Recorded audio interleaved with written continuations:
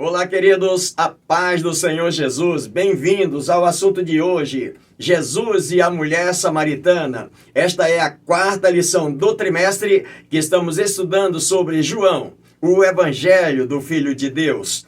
E o texto para leitura em estudo está em João capítulo 4, do verso 1 ao 26, e os tópicos que vamos abordar são eles. Primeiro, as estratégias de Jesus. Segundo, salvação sem fronteiras. E terceiro, o impacto evangelístico.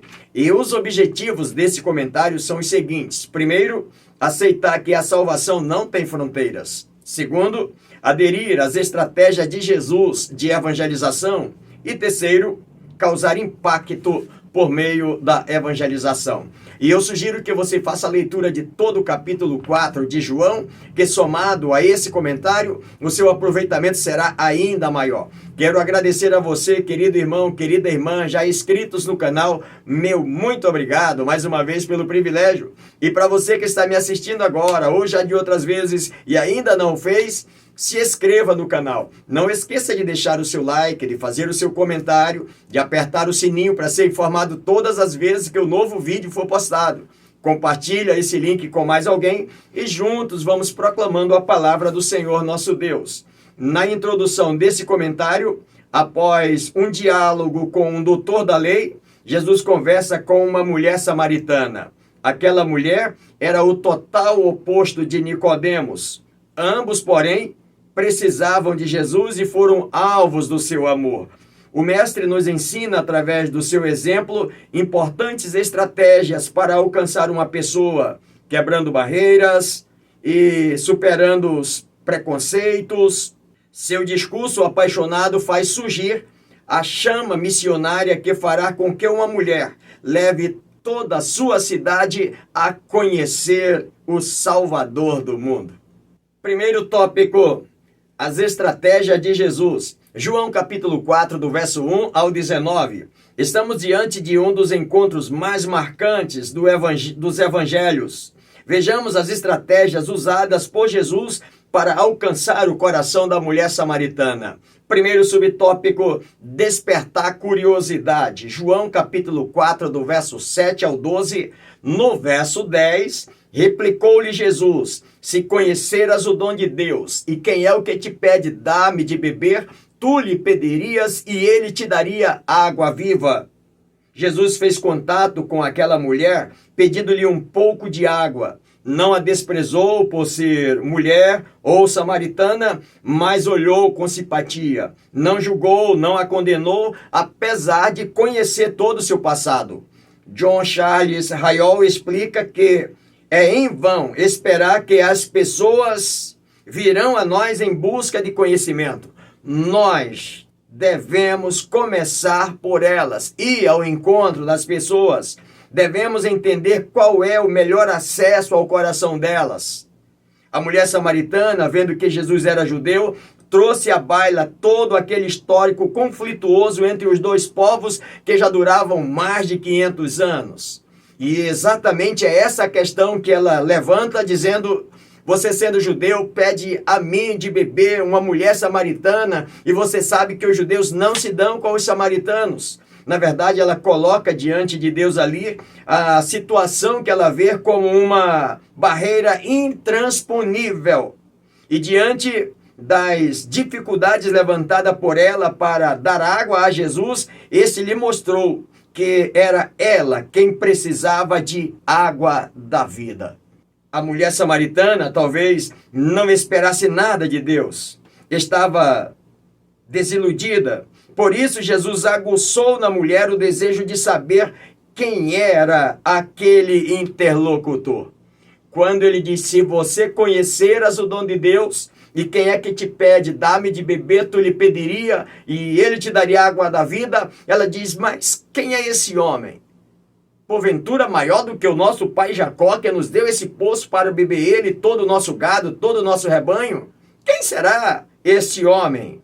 João, no capítulo 4, verso 10, quando alguém comenta sobre esse ponto do texto, dizendo que se tu conheceras o dom de Deus, é bom a gente lembrar que o objetivo de João, quando escreve esse livro, não é mostrar o que Jesus faz, mas quem ele é. E exatamente ele está dizendo, se tu conheceras o dom de Deus, quem é o dom de Deus? Ele próprio. Alguém ainda chega a dizer que Jesus estava dizendo, se você conhece quem é o Espírito Santo, o agente da regeneração das pessoas, você trataria diferente. Se você conhecer quem é o significado de vida eterna, ou seja, quem é a salvação para todas as pessoas, você aproveitava essa oportunidade. D.A. Carson diz que João talvez tivesse a intenção de fazer um contraste entre a mulher samaritana e Nicodemos. Como assim, pastor? Nicodemos, um erudito poderoso, respeitado, ortodoxo, teologicamente preparado, um judeu, um líder. E ela, uma inculta, sem influência, desprezada, uma pária social. E à luz do escritor, nós podemos entender, à luz de D.A. Carson, de que Jesus queria mostrar tanto para os judeus, seus discípulos que ali estavam, quanto para os samaritanos, que tanto judeus quanto samaritanos, ambos precisavam da misericórdia divina, e ele estava ali exatamente para resolver esse problema, trazer salvação tanto a um povo quanto ao outro. Segundo subtópico, despertar a necessidade. João capítulo 4, do verso 13 ao 18, afirmou-lhe Jesus, quem beber desta água tornará a ter sede. Aquele, porém, que beber da água que eu lhe der, nunca mais terá sede. Pelo contrário, a água que eu lhe der se fará nele uma fonte a jorrar para a vida eterna. Jesus foi categórico ao declarar, aquele, porém, que beber da água que eu lhe der, nunca mais terá sede. A água do poço de Jacó não satisfaz para sempre, assim como as coisas desse mundo. E Jesus tinha consciência disso, que aquela mulher viria ali todos os dias tirar água, mas aquela água não trazia satisfação para sempre, porque todos os dias precisava retornar ali para encontrar água novamente. Charles Erdmann, quando diz satisfação, era exatamente aquilo que essa pobre mulher aspirava. Entretanto, continuava sedenta e a sede nunca seria satisfeita. Jesus oferece-lhe uma fonte de água refrescante que jorraria de dentro para fora, ou seja, do seu interior até a vida eterna. É isso que Jesus quer mostrar para ela. Preciso desesperadamente disso, pensou ao pedir daquela água a Jesus. Algum escritor chega a dizer que nesse verso de número 15, quando aquela mulher olha para Jesus e ele está dizendo, quem bebe dessa água torna a ter sede, quem beber da água que eu lhe der nunca mais terá sede, eu tenho água viva para dar para você, e ela diz, eu quero dessa água. Alguém chega a dizer que ela estava ironicamente falando com Jesus, olhando para ele, na beira daquele poço ali, um judeu não se dá com a gente dizendo que tem, só pode ser uma conversa fiada. Ou seja, ela estar ali meia com a ironia, ou quem sabe até com uma zombaria, me dá dessa água então. Mas algum outro escritor chega a dizer que a sua resposta para Jesus é uma resposta meia honesta e ao mesmo tempo meia esportiva, levando meio na tentativa de como é que eu vou descobrir essa situação? Ele está dizendo que tem água viva. Eu até que interessa, mas como? Como assim será que ele tem água viva? Até porque isso aí me daria a possibilidade de não voltar mais aqui no poço para tirar água. Um outro escritor chega a dizer que aquela mulher, ela ia ao poço diariamente, ela se dirigia tendo uma consciência que necessitava de algo sempre na sua vida. Ela ia todos os dias, mas em algum momento pensando que gostaria de algo que pudesse suprir a sua necessidade espiritual. Já um quarto comentarista, quando fala sobre isso, ele diz que a mulher ela foi sincera na resposta mesmo. Ela reconhece a sua necessidade, ela queria algo miraculoso, ela queria essa água viva que pudesse saciar a sua sede espiritual. Diante da ansiedade da mulher, Jesus faz uma transição radical na conversa. Vai chamar o teu marido e vem aqui comigo. Vai chamar o teu marido e vem cá. Queridos, Aqui nesse texto, nós vamos observar que alguns comentaristas também, quando falam sobre esse assunto, diz que Jesus, dentro desta palavra, ele começa a provar para aquela mulher que ele tem poder de revelar tudo o que acontece na vida daquela samaritana. Jesus tocou na ferida brava da sua vida. Muitos hábitos errados, moldados como barro, agora já endurecido, tinha de ser escavado antes que ela pudesse ter água viva. Jesus queria tratar o problema primeiro, antes dela receber essa água viva. Eu quero tratar, eu quero resolver o teu problema. Outro escritor chega a dizer que quando ele diz, vai, chama o teu marido e vem aqui, foi o primeiro golpe para romper a superfície da sua aparência. Que ela estava ali aparentemente tudo muito bem, muito tranquilo, mas na verdade nos bastidores não era isso que acontecia na vida daquela mulher. Essa era a melhor maneira de lembrá-la de sua vida imoral. Não há salvação sem arrependimento. Não há arrependimento sem a consciência do pecado. Nenhum pecador desejará o remédio da graça até se reconhecer como doente. Ninguém. Se não tiver esse reconhecimento, eu preciso da graça de Deus, é alcançado por essa misericórdia e reconhecer, eu preciso. À luz do escritor, com esse comando, Jesus estava preparando o coração da mulher para receber o dom de Deus. A mulher samaritana dá uma resposta verdadeira, mas incompleta, quando ela diz, eu não tenho marido. Sua intenção era evitar qualquer outra investigação nessa área sensível da sua vida, ao mesmo tempo em que disfarçava a culpa do sofrimento. Eu não tenho marido, ou seja, eu não quero mais conversa. Eu já percebi que esse judeu está indo muito longe, eu não tenho marido. Essa é a sua palavra logo. Jesus elogiou, você foi sincera, você falar que não tem marido, porque 5 maridos você já teve, e o que você tem agora não é seu marido. Quando Jesus fala essas palavras, o escritor diz que ela percebeu que Jesus conhecia a sua vida e reconheceu que estava diante de um profeta. Terceiro subtópico, despertar a fé verdadeira. João capítulo 4, verso 19. Senhor, disse-lhe a mulher, vejo que és profeta. A conversa havia se tornado um pouco incômoda para aquela mulher, porque Jesus tocara exatamente na sua ferida. Tocava exatamente naquilo que lhe machucava, naquilo que a feria, mas que ela não queria que ninguém tocasse. Quando Jesus tocou no seu pecado, a mulher mudou de assunto, passando a uma discussão teológica sobre o local correto para a adoração. Isso é típico de quem não quer que alguém toque no seu problema. Se faz uma pergunta acerca daquela situação para tentar ajudar a resolver o problema, mas não, aqui eu não quero que toque. E retruca, saindo assim pela tangente, fazendo uma outra pergunta para tirar o foco do assunto. Mas ela estava diante do Filho de Deus. Não tinha como fugir do assunto. Ela estava diante da luz, do Verbo de Deus. Agora, Jesus retoma o foco da conversa e derruba de vez a barreira religiosa, se revelando que o importante não é onde, mas como e a quem adorar. Jesus está mostrando, ela diz, olha, o pessoal diz que é aqui, outro diz que é em Jerusalém, como é que é isso mesmo? Ele diz, olha, o importante não é onde adorar, mas como e a quem adorar. Os verdadeiros adoradores adoram ao Pai. De que forma? Em espírito e em verdade. Apesar de afirmar que a salvação vem dos judeus, não é o judaísmo que os samaritanos deveriam ser convertidos. Nem precisariam fazer peregrinação a Jerusalém para adorar a Deus. Lá, Jesus também não encontrou verdadeiros adoradores. A casa do Pai Celestial virara um comércio.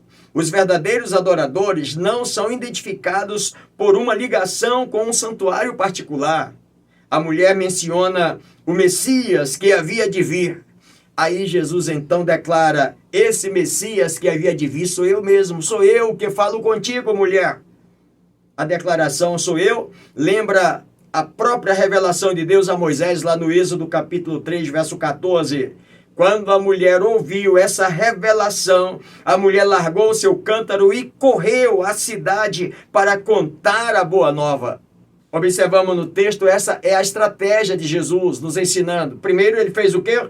Despertou a curiosidade daquela mulher. Segundo, ele despertou a sua necessidade de encontrar a água da vida. E terceiro, despertou a sua fé, mostrando para ela que nem tudo estava perdido, ainda há esperança para você, mulher, que acha que você foi desprezada, de que os samaritanos são desprezados. Acabou isso, chegou a oportunidade de uma regeneração, de uma transformação, creia nisso. E essa mulher sai desesperada para anunciar essa palavra ao seu povo.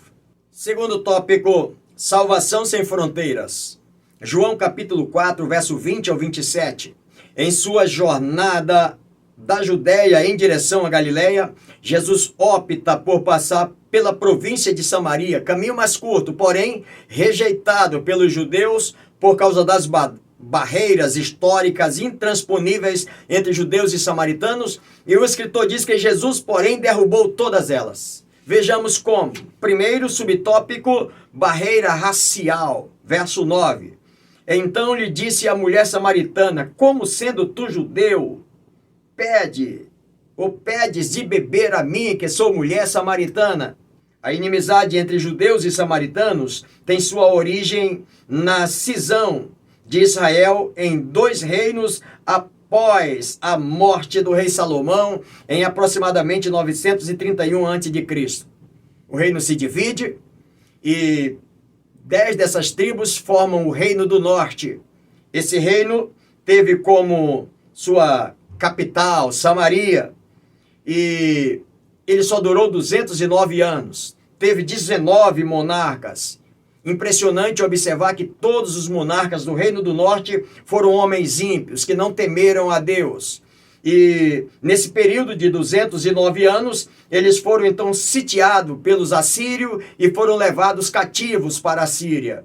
Os assírios levaram os judeus para a Síria e trouxeram da Síria muitos dos moradores da Síria para habitar no Reino do Norte, para eliminar de uma vez por toda com o Reino do Norte, trazendo habitantes da Assíria para lá.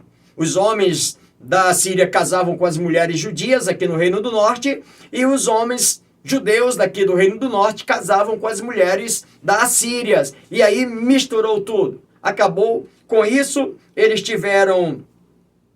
incorporaram seus costumes, seus rituais religiosos e pagãos, e agora acaba exatamente com a imagem desse povo judeu do Reino do Norte. Eles estão então misturados. Os cultos agora eram mais um culto pagão do que um culto ao Deus de Israel. E no ano 586 a.C., agora é a vez também do Reino do Sul ser sitiado e levado cativo. Só que esse reino volta 70 anos depois. Esse Reino do Sul volta para suas terras. E quando eles voltam, eles vêm para reconstruir a cidade de Jerusalém, reconstruir o templo, e é aqui que esses samaritanos, a origem dos samaritanos, lembra?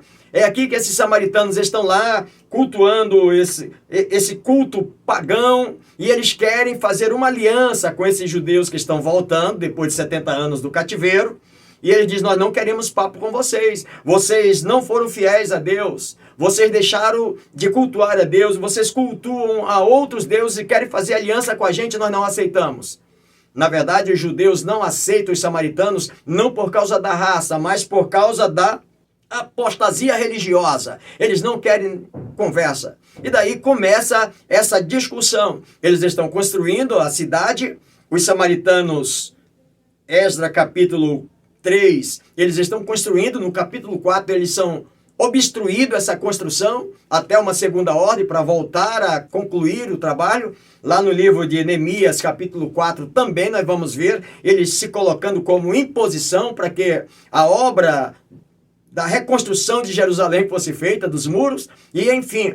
E ainda para que, se tudo não estivesse satisfeito, ainda eles constroem um templo para adorar a Deus lá no Monte Geazim, e o governador da Judéia manda derrubar esse templo, alimentando ainda mais o ódio entre os dois povos.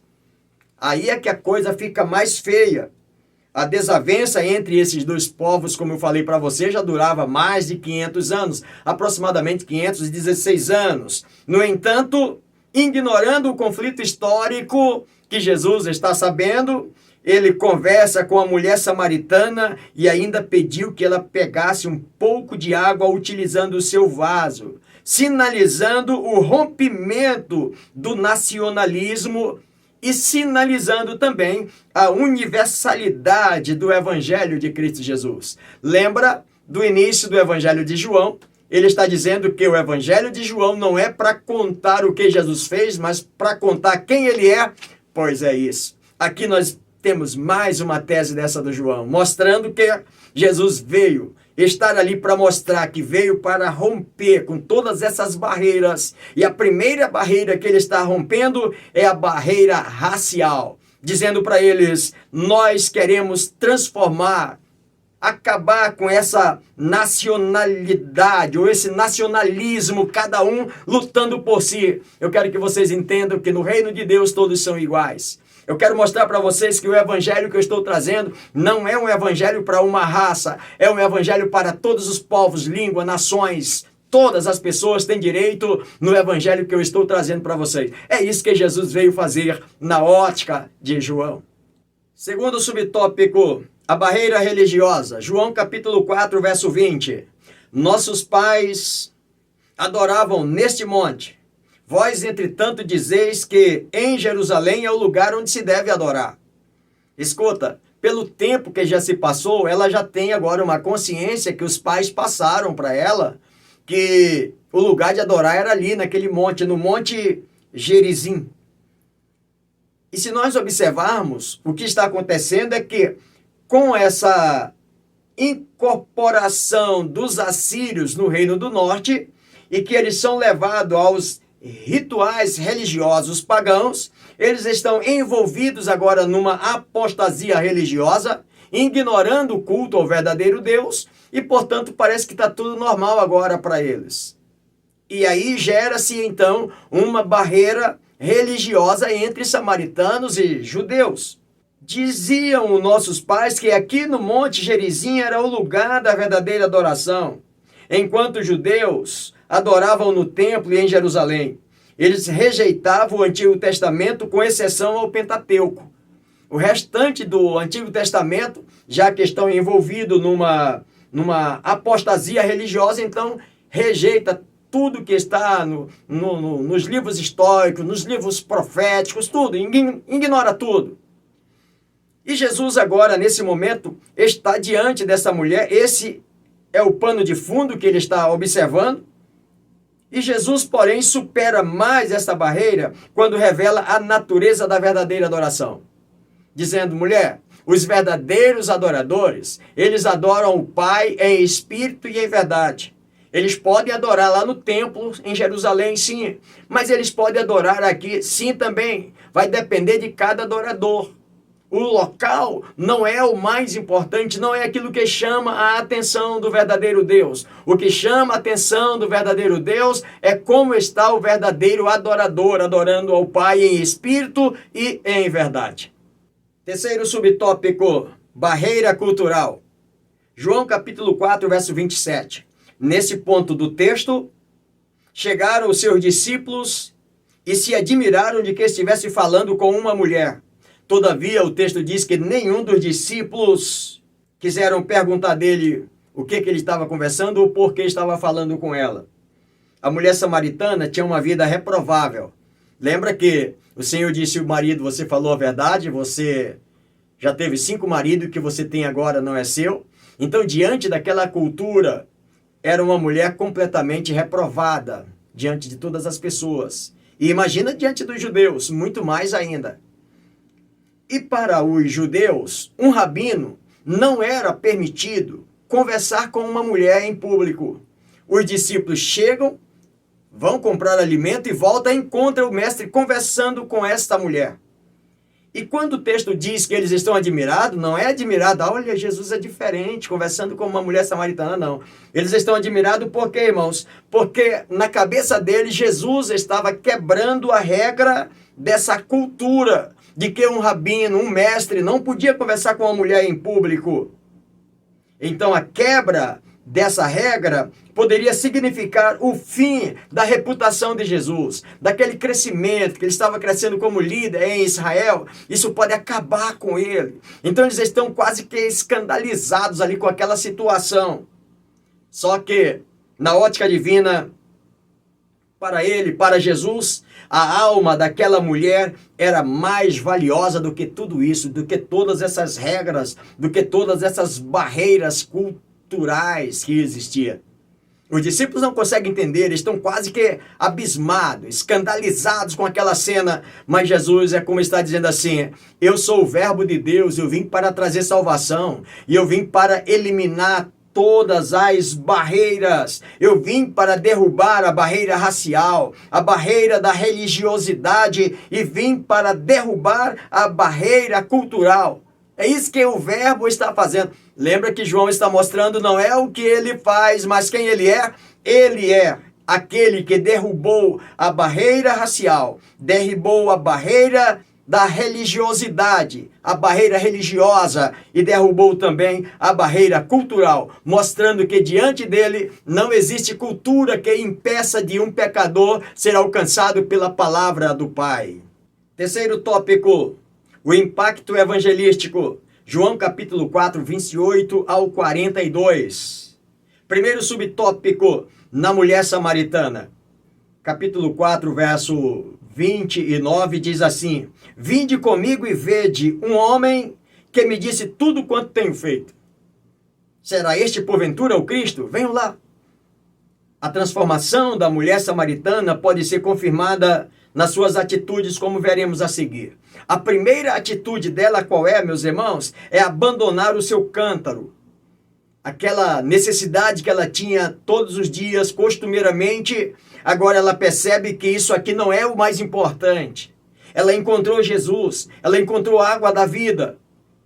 E quem encontra, diz o escritor, quem encontra Jesus tem pressa em compartilhar a boa nova com todos. E ela encontrou. Ela resolve, deixa o cântaro, a minha prioridade agora é anunciar o que ele fez por mim e não pegar água para levar para casa. E ela sai.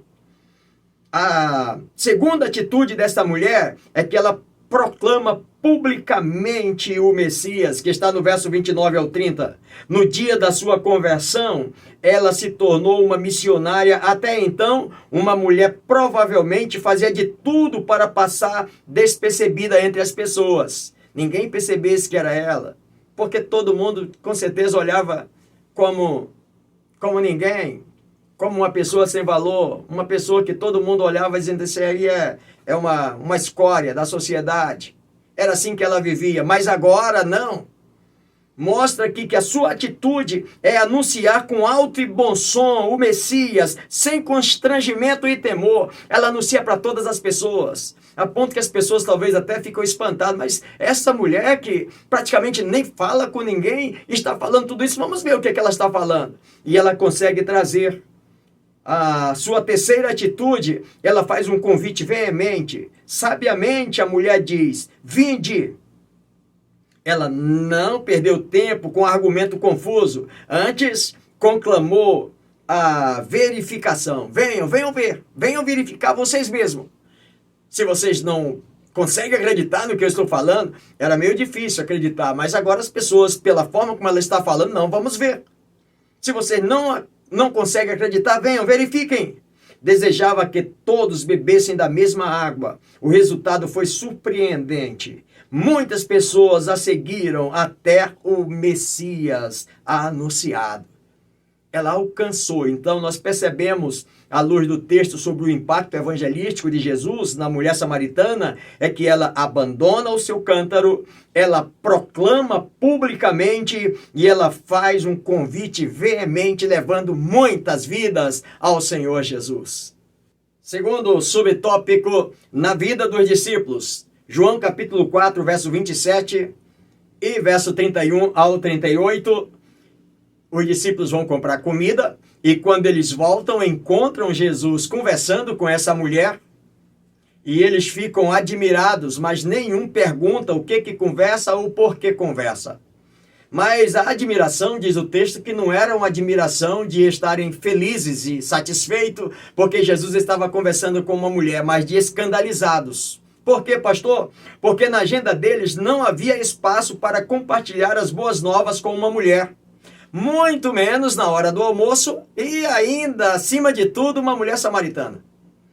O texto diz que eles aproveitam o ensejo quando a mulher sai em disparada no rumo da sua cidade e eles perguntam ou chamam o mestre dizendo, quem sabe assim meio desapontados, né, de ver toda aquela cena, mestre, come, e o mestre diz assim, uma comida eu tenho a comer e eu não posso comer essa comida que vocês trouxeram agora. E aí novamente a cabeça deles que já está fervendo com tudo isso, imagina, se fosse nos nossos dias, como é que estaria agora? Ele dizendo, uma comida eu tenho a comer.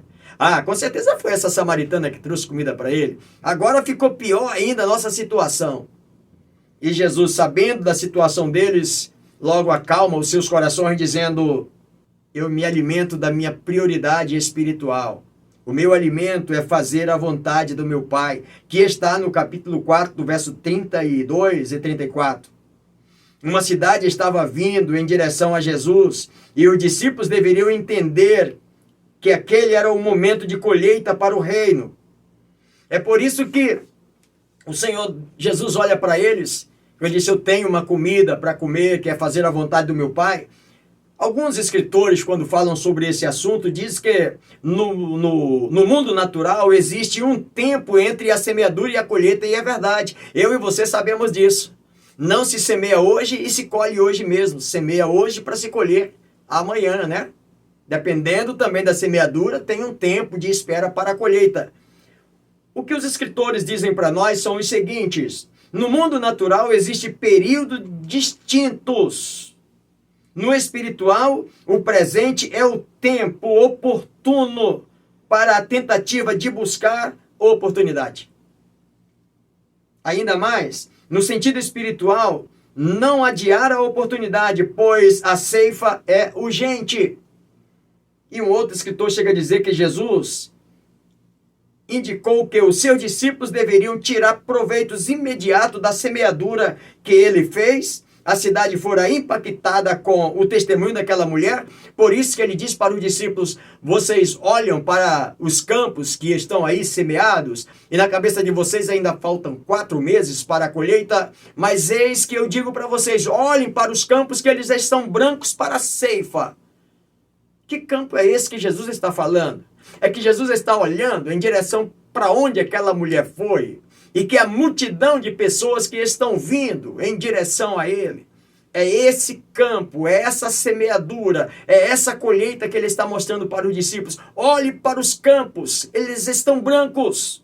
Nenhuma necessidade era mais urgente. Então, Jesus os conclama a exercitar sua visão espiritual e contemplar os campos já prontos para a colheita, no verso 35. Mesmo que eles achassem que o tempo ainda estava longe, é como se Jesus estivesse dizendo, vocês acham que deve existir um certo intervalo entre a semeadura e a colheita, mas eu lhes digo que acabei de semear e a colheita já está acontecendo. À luz do texto, nós também não podemos nos acomodar. Precisamos ter a visão de que, sem Cristo, o ser humano está perdido e que a obra de Deus precisa ser realizada e realizada agora. Porque nós observamos o impacto de Jesus na vida dos discípulos com respeito ao evangelismo, é isso. Olhe, a semeadura humana, ela se semeia hoje e tem que se esperar um tempo para colher. Mas no reino espiritual pode ser que a semeadura é feita num dia e no mesmo dia tem que se fazer a colheita. Eu estou mostrando para vocês, eu semeei agora na vida dessa mulher. E olha aí, a colheita já está pronta, vamos colher. Esta é a lição que Jesus quer dar para os seus discípulos sobre o impacto evangelístico. Terceiro e último subtópico do comentário, na região de Samaria. Estamos falando do impacto do evangelismo de Jesus na mulher samaritana, nos discípulos e agora na cidade de Samaria. Capítulo 4, verso 39 ao 42. E diziam à mulher: já agora não é pelo que dissertes que nós cremos, mas porque nós mesmos temos ouvido. E sabemos que este é verdadeiramente o Salvador do mundo. Verso 42. Em resposta ao convite da mulher samaritana, o texto diz que muitos samaritanos foram encontrar-se com Cristo. Jesus, por insistência daquelas pessoas, permaneceu entre eles apenas 2 dias. O texto diz que Jesus ali não fez uma cura, nenhum sinal, mas o milagre da salvação raiou na cidade samaritana e muitos foram salvos em Samaria. Primeiramente, pelo testemunho da mulher, quando ela falou quem era o Filho de Deus. Mas eles não se deram por satisfeitos e foram conhecer o Messias pessoalmente. Está no verso 41 e 42. E ao ouvirem a palavra de Jesus, muitos outros também abraçaram a fé, crendo agora não pelo relato daquela mulher, mas por sua experiência pessoal com o Senhor, dando-lhe a plena convicção de que Jesus verdadeiramente é o Salvador do mundo.